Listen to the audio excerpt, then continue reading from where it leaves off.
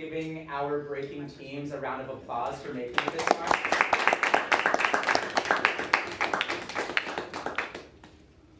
Should we do introduction before we? Sure.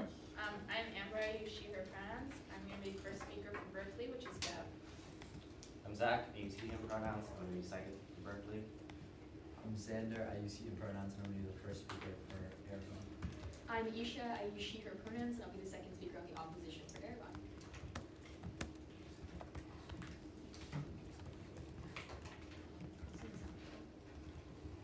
The things text me is relevant, right? It's fine.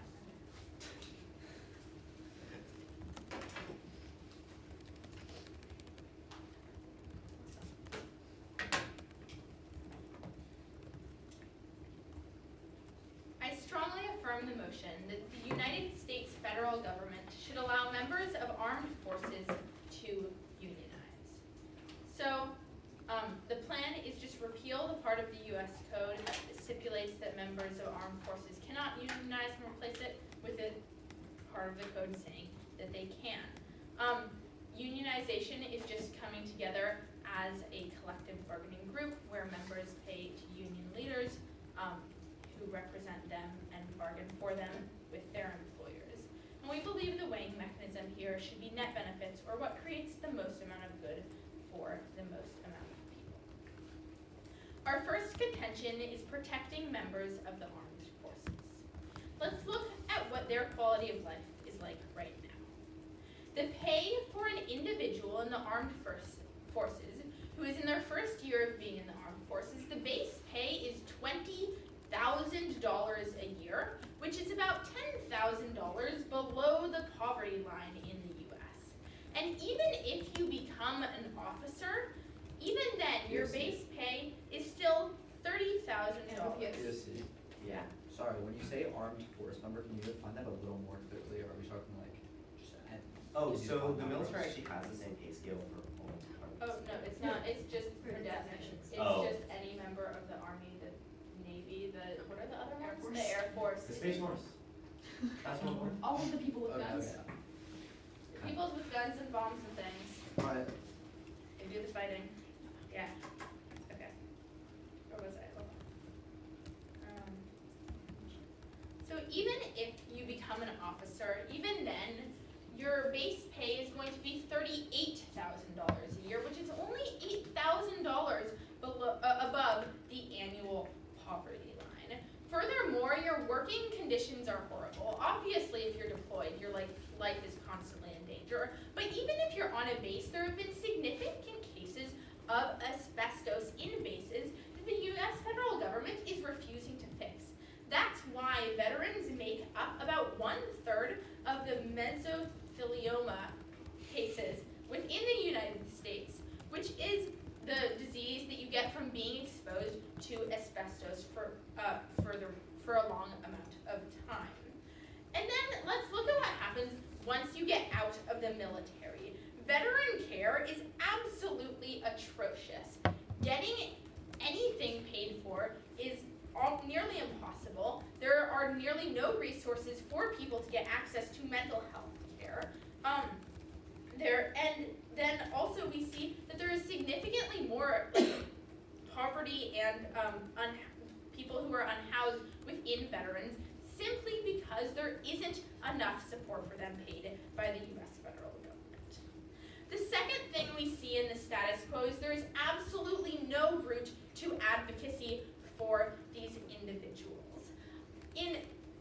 Right now, when we don't have a draft, there's no advocacy because the people who go into the military tend to be predominantly from the lowest income brackets within the United States. They are the most unrepresented and marginalized people that don't have the power politically within the U.S. to advocate for themselves. Furthermore, just the chain of the command makes it incredibly hard for you to advocate for yourself. This is why things like the My Lai massacre in Vietnam was covered up for years, because despite the fact that soldiers went through the proper routes of communicating what had happened, that they had been forced to massacre everyone they saw, the leadership did not respond. The only way they got anything done was by, after years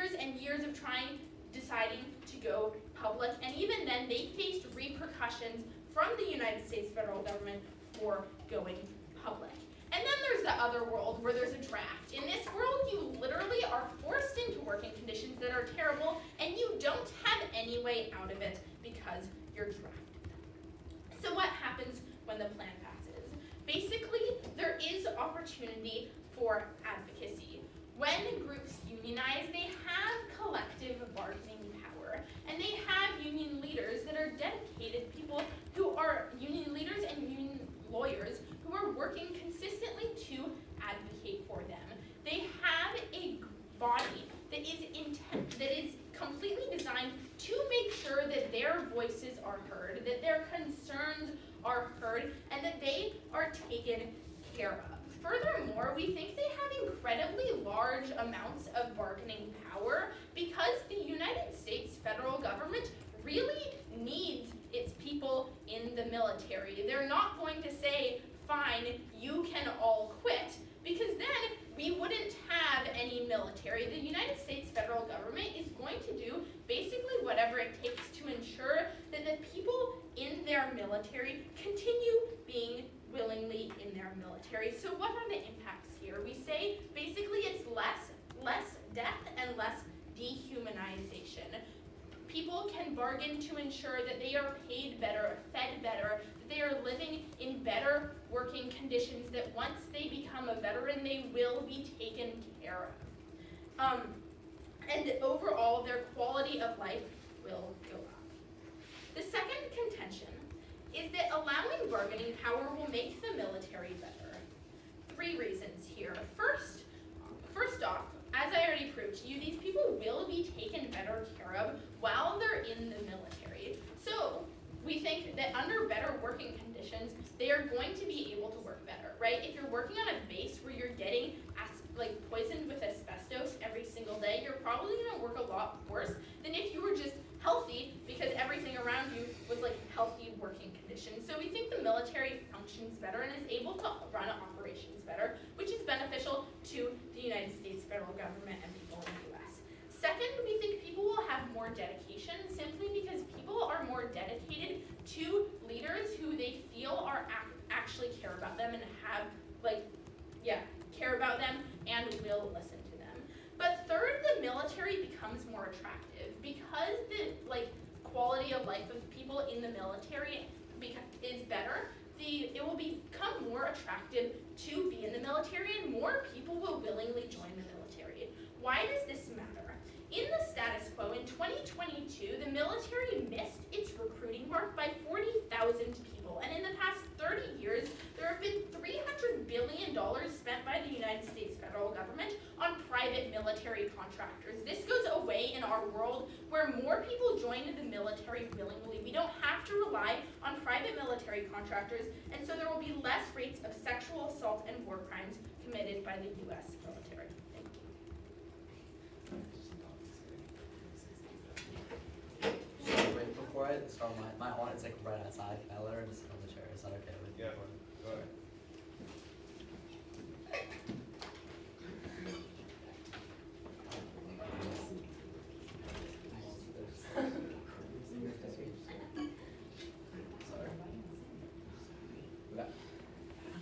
Sorry about that.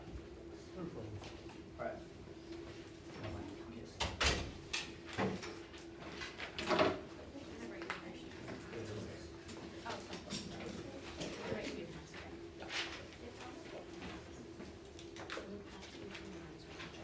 So quick order, if that's okay with judges. I'm going to be having 2 observations before I start, 2 disadvantages, and then going over the affirmative. Is anybody not ready? Okay. My time begins in 3, 2, 1.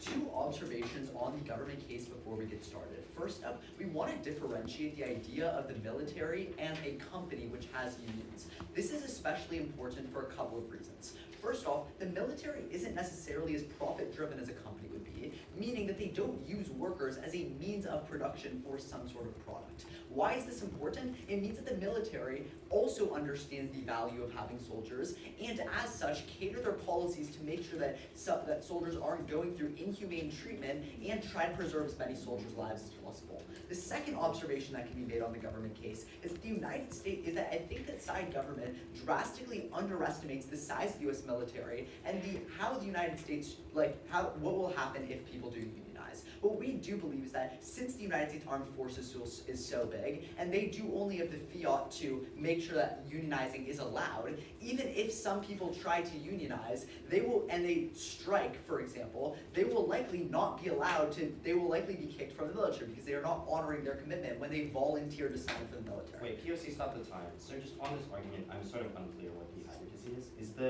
Is the argument just that, like, you know, they're going to strike before they unionize and then they're just gonna get kicked out, No, or the so- unionization? Well, also I'd like to clarify, it's an overview, not like an advantage, so if that helps you Yeah, follow. Sure, yeah. Okay, the advocate. Do you want more clear? Yeah. Okay. Yes. What we're saying is that since the United States you guys can feel through that, like, you can allow it, but you can't, like, force people to join it, obviously. So, like, if some. So you guys can't Yeah. fiat people to unionize, or fiat if they have the power Yeah, to. exactly. Sure. Okay. My time continues in 3, 2, 1. That being said, let's get into the disadvantages. The first disadvantage is that it's bad for soldiers. The A point under this is reduced operational flexibility.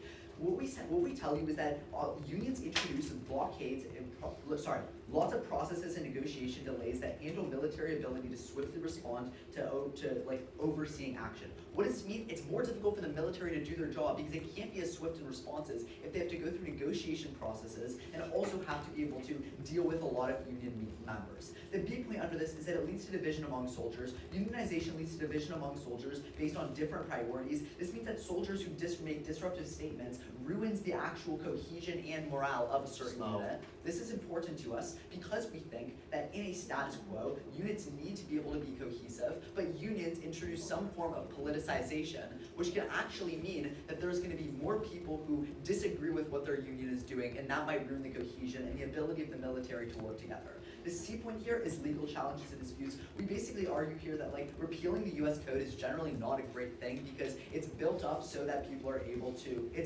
so that people are able to follow the federal laws. When you start to repeal one U.S. code, that can enter a slippery slope where lots of U.S. codes are being repealed, or it creates a norm where we can now repeal a lot of the U.S. code. The D point here is costs. We think that evidence suggests that more money is spent combating military unions, which actually leads to, like, the more military funding necessary, and that's really harmful because even in the United States, we already spend, like, billions and billions of dollars on the military constantly. There's no need to increase its expenditures for this type of cost. And then the E point under this is that we think that it leads to politicization. We tell you that unions almost always become politicized on issues, and this ruins the nature of the apolitical nature that the military is supposed to follow. This is incredibly harmful because this means that the military can't make, sorry, I have a lot to get through, can't make an ability to, like, respond to things swiftly if they feel politicized over the issue.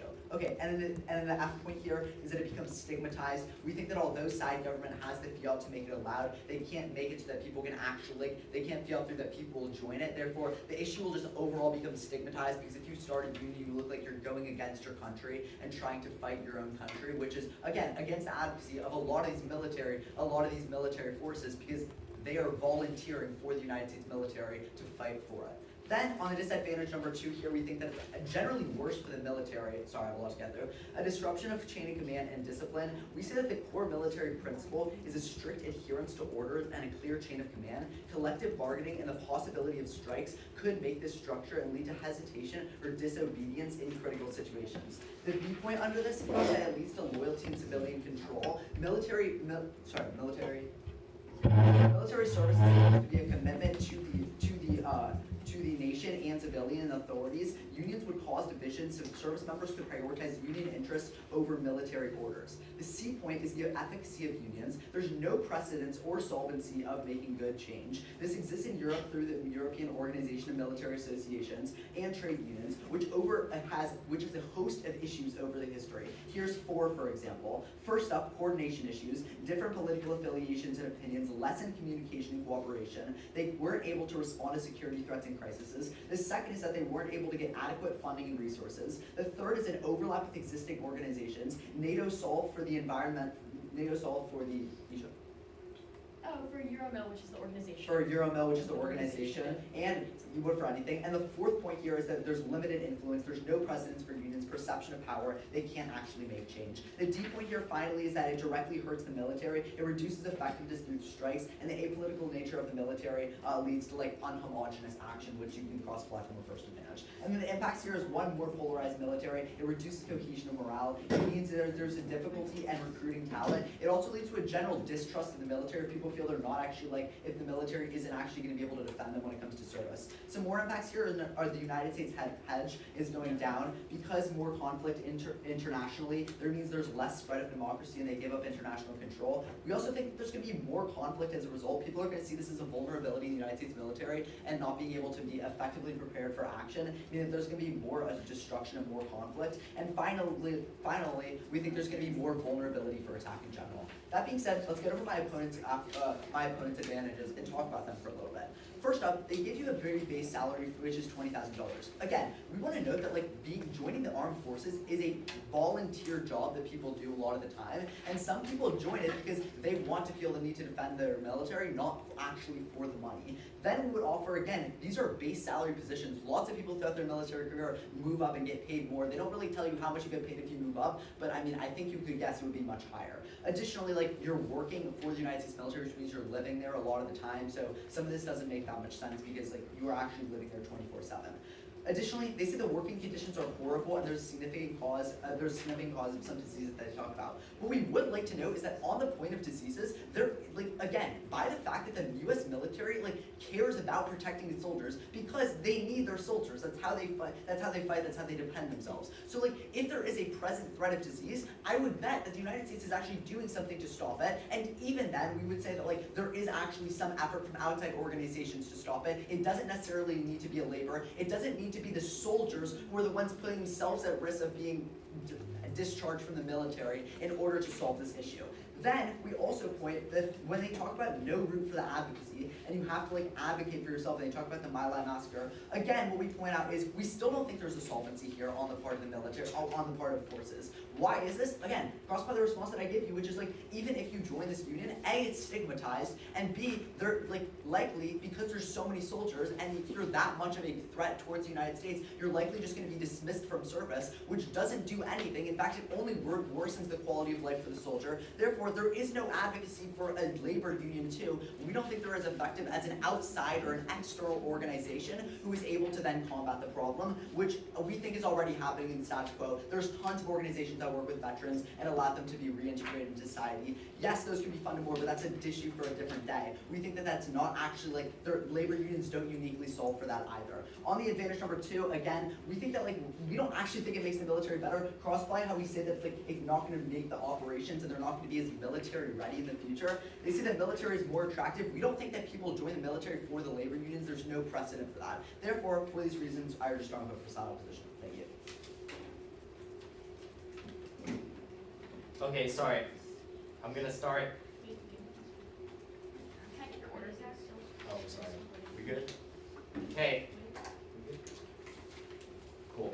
Okay, I'm gonna start on the last thing my opponent said, and then I'm gonna do more structured stuff. Sorry, my opponent just said there's no precedent for people joining the US military before the unions. That's because they're not allowed to have unions. It's not allowed. Okay, let's get into the actual case. I'm gonna talk about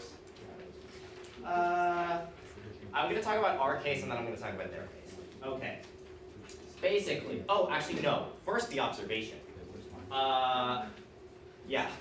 Okay, so they observe that we cannot force people to join a union. We think that's correct. We think there's plenty of military battalions that just won't decide to unionize. We think that's totally fine. That's within their right. We see that overall, not that many workers in the U.S. choose to unionize.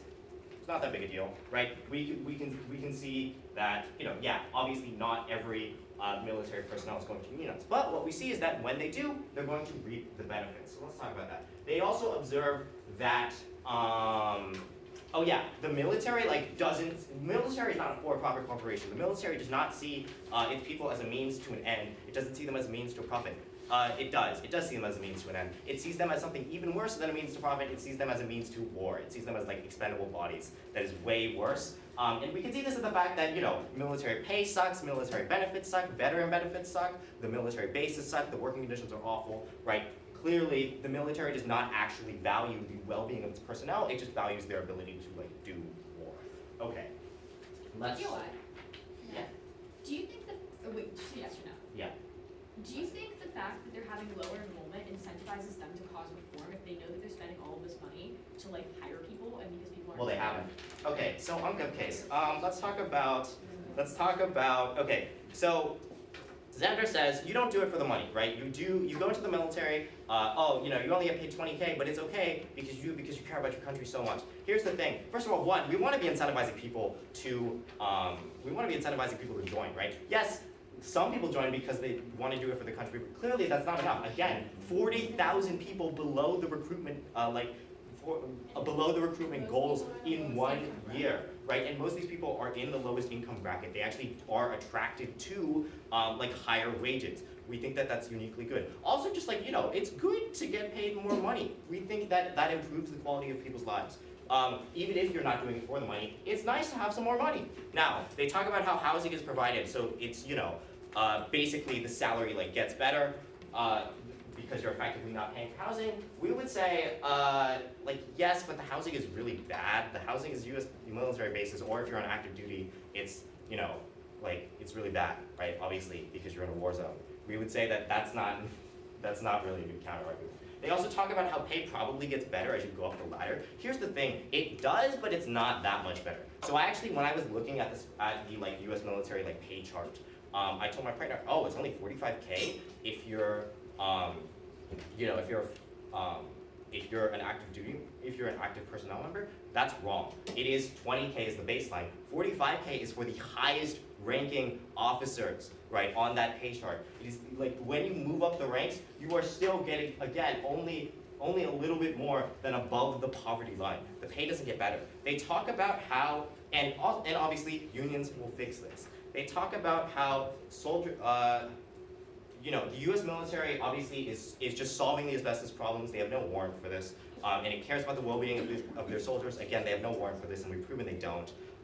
They're not solving for the asbestos problems, but they're also just not solving for general workplace safety problems because, it's a military base. And also, all this stuff they talk about how the chain of command is super rigid and you can't question authority, that is why problems don't get solved within the military. They talk about how that makes the military stronger. No, it doesn't. That is the system which leads to the current system of problem solving within the military, which is just that they throw money at a problem and hope it goes away. No, when you actually have people advocating for themselves, you're going to get better workplace safety. That's how you're going to get it, is through unions. They talk about,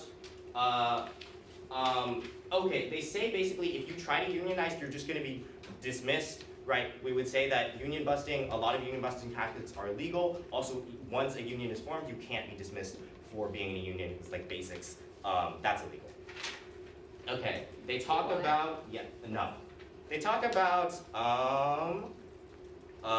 so basically on veterans, they don't really have a response to the fact that, veterans in America, we've totally failed them. There's 1.2 million of them in poverty. The same number don't have access to any health insurance.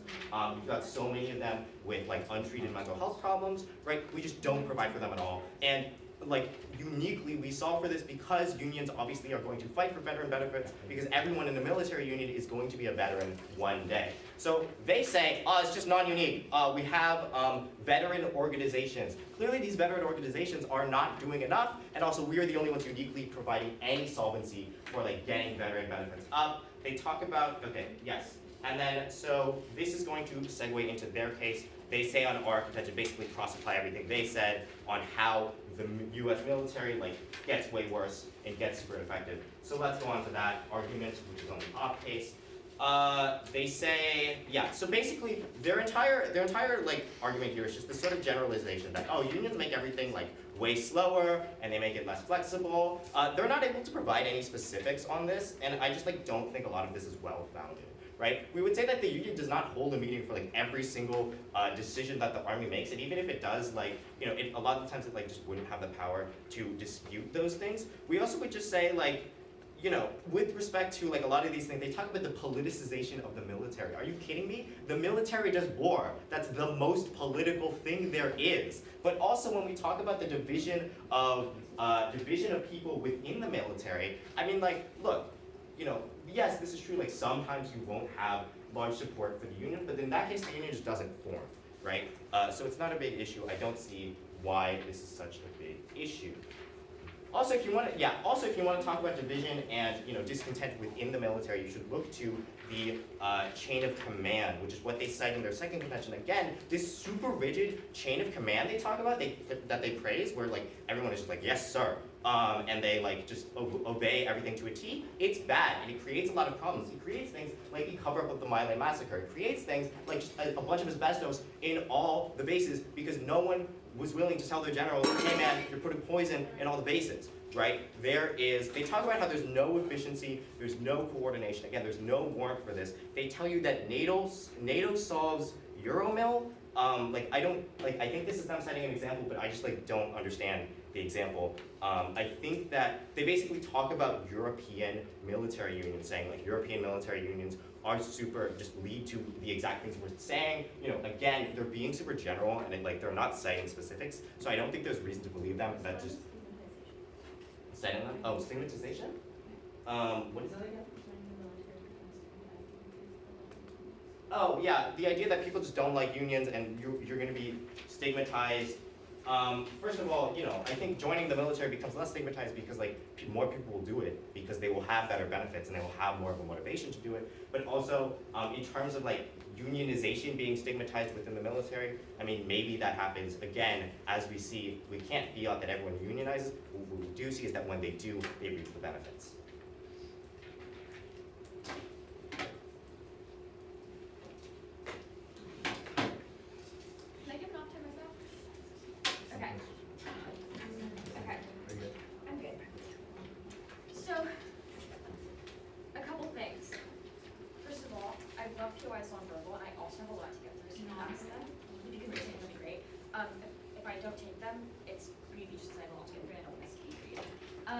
As an opt-in roadmap, I'm going to give an overview. It's really just solvency. There are 4 points under it. I will put it on your voters or new sheet.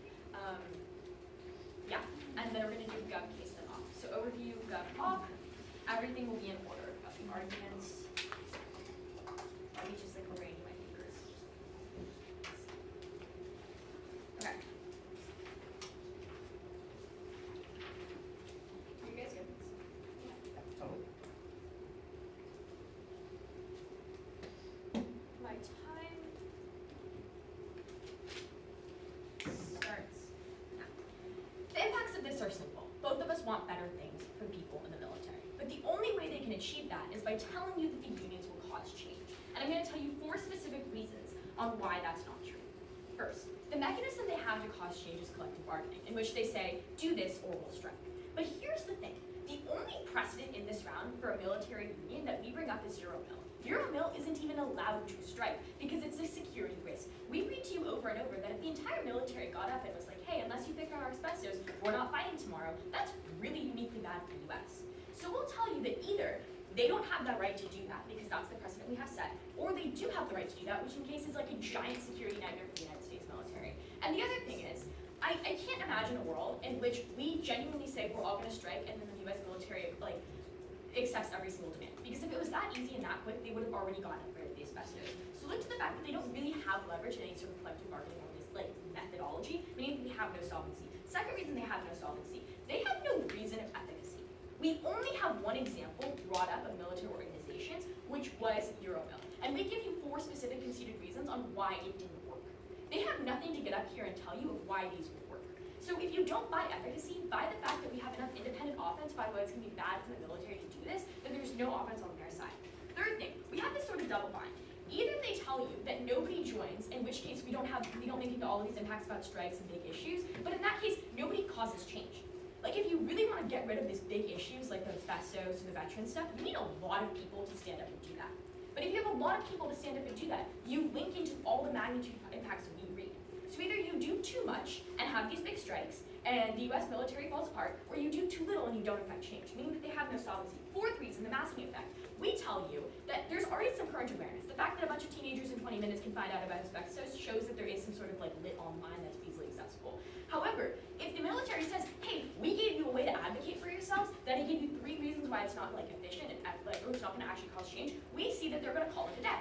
They're gonna say, we did this, we don't need to do future action to help your advocacy because we did this for you. So there is an actual negative, tangible harm by doing this because you lose the probability of doing things in the future. Okay, on their case, we get 2 things on Sanders' overview from Zach. They said that not everyone will unionize. They concede this really cleanly. If they tell you that not everyone will unionize, they tell you that they don't have enough backing for their big impacts. If it's gonna take 100 people, I have to walk together, I'm so sorry, to like push a ball up a hill and they can only tell you that 2 people are gonna do it, then you can't be Sisyphus. Okay, second thing, they tell you they're not a company and they say they're expendable bodies, that's even worse. But here's the thing. Once again, 14 years can tell you that they spent so much money hiring out people. They know this. Like, we had military recruits at our school the entire year because they were so low on people. They know that there are issues, so there's going to be change. Zach tells you that they haven't been incentivized in the status quo, yet the statistic they read was from 2022 and 2023, meaning that it's so recent that that doesn't show that there's enough time for them to do things for this. That there's no justification why there won't be a change in the future. Okay, now specifically on the case. I think we all agreed on definitions. I think that was all fine. Advantage 1, they say protecting the armed forces. They give examples of the pay. First of all, we see that the fact that someone pays for your housing and probably your food is one of 2 of your biggest costs. Think of the cost of living, like, we're from California. Crazy, crazy high. Like your mortgage and your rent or buying your house is one of your biggest expenses for your high your life. And so of course their income is going to be adjusted based off the fact that they don't pay living expenses and they don't pay buy food either. And yes, they're paid too little, but the only way they could have solvency to make more money is if a bunch of people stood up and said pay us more. But they don't tell you that a bunch of people are going to stay up and pay you more. Zach says not everyone's going to come together and unionize in their overview. Sorry? I have so much to go. Oh, sorry, I'm sorry. No, you're good. Then they tell you there's these horrid working conditions, but once again, the ball that they're pushing up the Sisyphean hill is so big. To actually change the asbestos, if there's already people fighting for it, everyone in the military would have to stand up and say, do this, right? Like, everyone would have to say, we're not living in these barracks. And the fact is, if they can hire people to do these jobs, if they can hire this out, it shows that those people function as strike breakers, right? Like, if you can hire out your military people because your people won't serve, then those people will work in the current working conditions without fighting, which is exactly why unions haven't worked in the past when you have strike breakers working to work at like a lower wage or in worse conditions, because then what's the leverage of a strike if you can't collectively bargain your way out of it? Okay. So I tell you that you don't have enough solvency to whack out on any of those harms. They tell you that we don't solve, and then they tell you that after the military that veteran care really sucks. First of all, I think there's a lot of attention to this in the status quo, but we haven't seen a lot of change. Like, you have veterans insurance and there's a bunch of veteran advocacy, and I don't see a point at which there may be unions with not that many people will push this over a brick. They don't terminalize any of their impacts or show you a linking to show you that they do enough to cause these big issues. The things they read you that are problems are huge, and they just don't meet the burden of solvency for the 4 reasons I read you in my overview. Okay, on B, they said that there's no root to advocacy in the United States, and they give you examples of like the My Lai massacre. But here's the thing. Will a union sit together and say, hey, we're not going to massacre someone? I think that someone's probably going to talk about that in the status quo. You're going to see the same thing with someone that dissents against what something, like, there's really big actions they want to cover up. They're going to face the same repercussions they did before the My Lai massacre, meaning that they have no solvency to change that. We don't understand how unions are going to prevent massacres in the future, because if people already didn't want to massacre in the first place, there's no avenue to not doing this if you don't have even people, or you can't prove that the unions are going to be effective. Okay, on impacts, they read pretty much the stock ones of like death and dehumanization, better working conditions, but once again, they have no solvency, and they basically just say that there's going to be huge amounts of bargaining power because then people aren't going to want to quit and they're going to use lawyers to help. Lawyers already are doing this through nonprofits. They don't have this bargaining power for everything I read you about strikes, because either they have too much and it's a huge security risk and then we lose a bunch of wars because if everyone's striking for the military, who's going to protect us, or we don't have anything at all. So they have no solvency on either side. Okay, advantage 2 was essentially better for military because they say they're better taken care of. They can't access their impacts unless they can prove solvency, which they don't for 4 reasons. And then they tell you that they're going to feel more burdened and be more dedicated. I don't think that's true.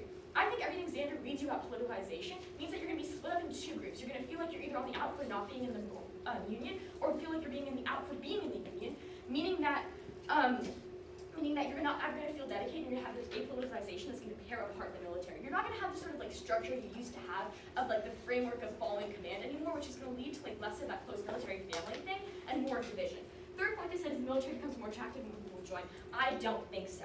Because of all the massing effect stuff I read, we're gonna see that there's less advocacy because they put all of the burden on the soldiers to fix it. That's the unique harm of making the soldiers advocate. If they tell you, you soldiers who are in the union have to fix it instead of helping outside aid, well, these people are already trying to fight to save our country, that's a huge burden to put on the soldiers. And the massing effect shows that there's gonna be less future action, meaning that the military is gonna become less attractive because people aren't gonna wanna join. And they impact us out to sexual assault, but they really don't give a link, so I don't know how we got there, but you're there. Don't flow through because there's no links. Okay, on our side, we get a couple things. Zach says that like the disruption of the change of man is bad because we've had asbestos in the My Lai massacre, but here's where it falls. They don't do anything to change this chain of command.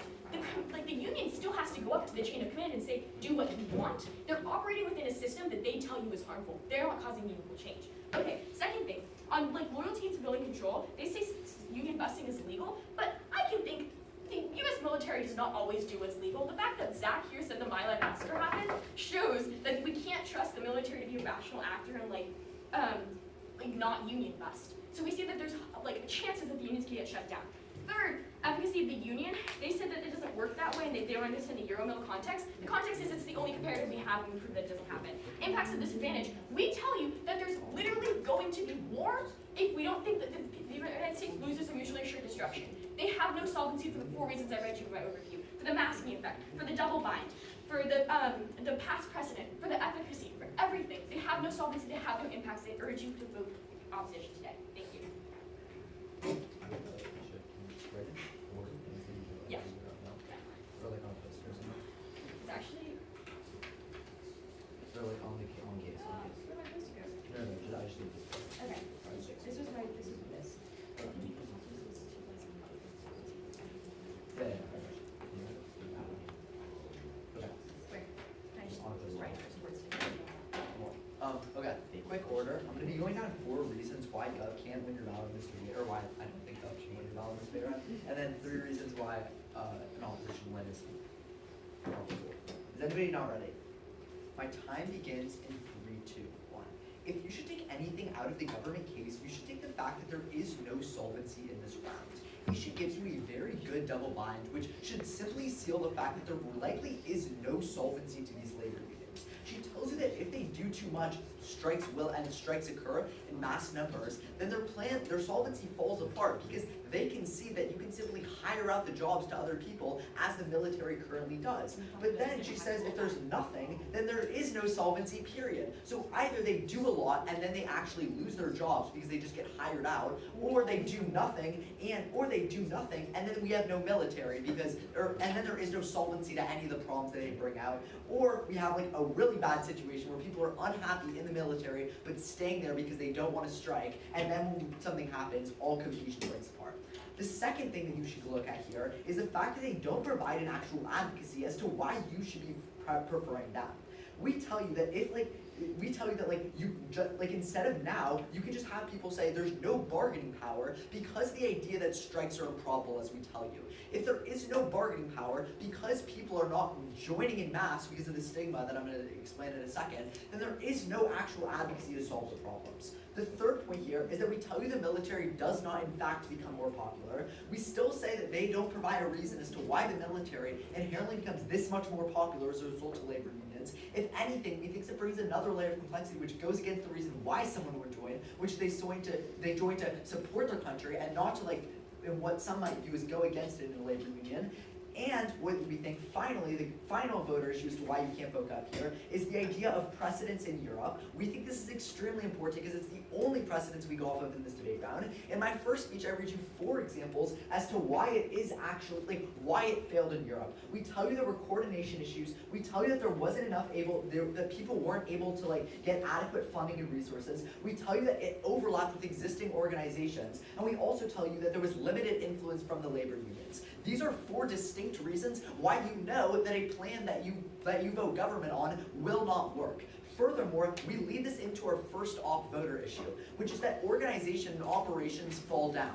We tell you that since there is no cohesion as a result of these labor unions, as we can see from Euromill, you then know that the operations are not going to be as cohesive, and it means that the United States loses their swift response to emergencies. This inherently means that we are less equipped as a nation to deal with responsibility globally, and it means that we lose hedge overall, which is a clean voting issue you can look at right there.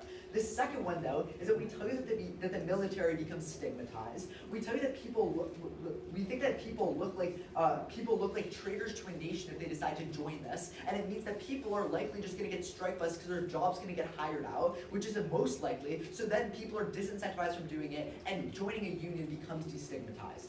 On the terms of veterans, Isha basically just cross what Isha tells you, which is the idea that like veterans are already getting the veterans are already getting solvency quo, and we tell you that still there is no solvency for anything that they say. Like, yes, we agree that these harms exist, however, we think that they don't actually do anything to solve it at the end of the day. The third and final op voter issue here is on the apolitical nature of it. We say the military needs to be apolitical because when they go into combat zones, it hurts when you have soldiers who are refusing to fight because they have a political disagreement with it. They join the military for that reason. We also think that it makes a worse masking effect as a result, as now people are going to be joining the military for a certain cause, but then not actually understanding why, and people lose trust within the military because they think that people within it are not actually genuine to the cause that they believe.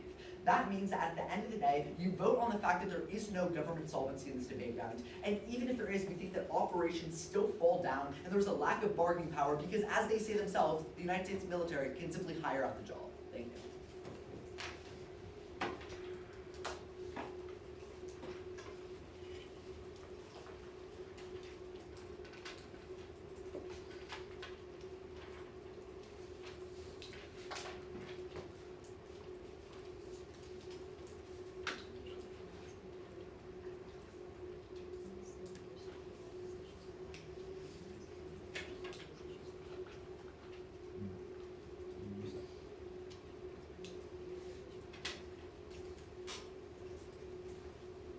Okay, is everybody ready? In this speech, I'm just going to go over the two big voting issues in the round. The first is protecting the members of the armed forces. The second is about the efficacy of military operation. So on the first of the members of the armed forces, the opposition team has conceded everything we tell you about how bad the status quo is in this round. And the government response, or the opposition response throughout this round has been that there are incentives for the US military to change.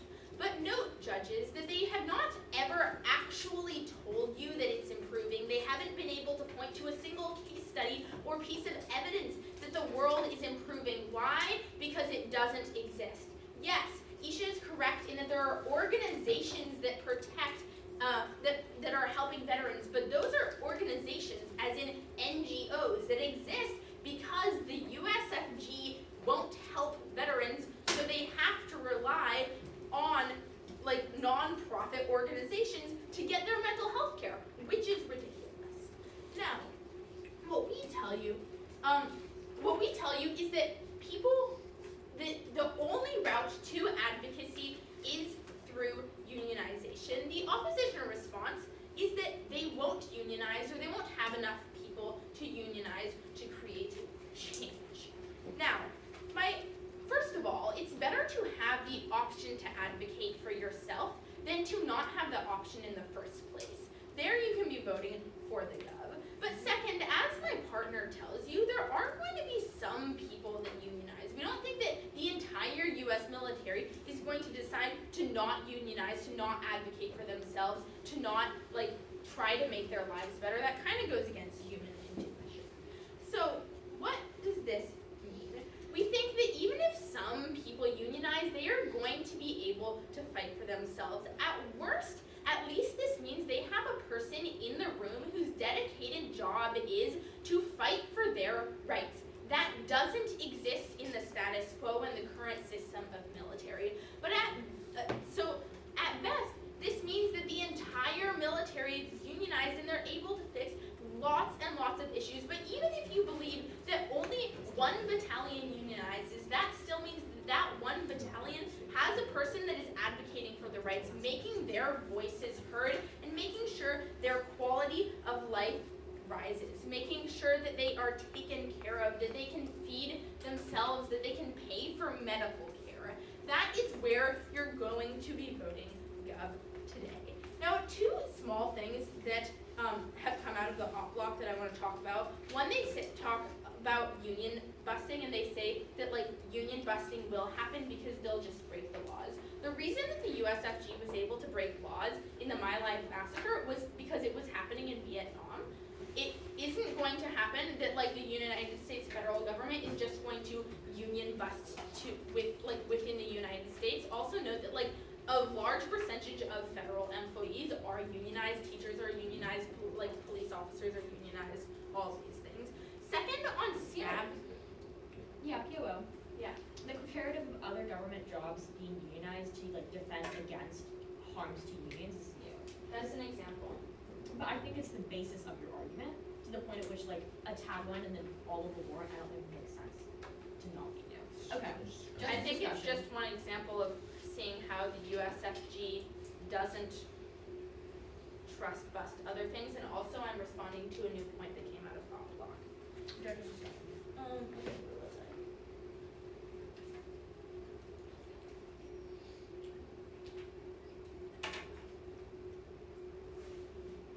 Okay, second on the point of just like hiring like PMCs as scabs, we think this isn't going to happen. Just look at the fact that we tell you that the USFG is trying so hard to recruit people into the military right now because they don't want to rely on private military contractors. Like, they come to my school every year, the military or both the Navy and the Army. They really don't want to rely on private military contractors.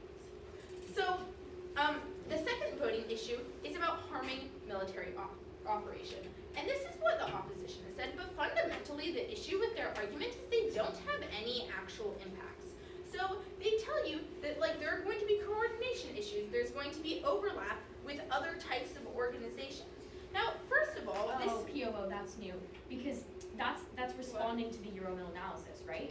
The overlap with other organizations, cooperation. I haven't responded. So the The fact that Euromil, you're addressing okay, it. so the Euromil thing, Wait, like can all. you guys just let me do Sorry. my response before you decide whether or not it's POO?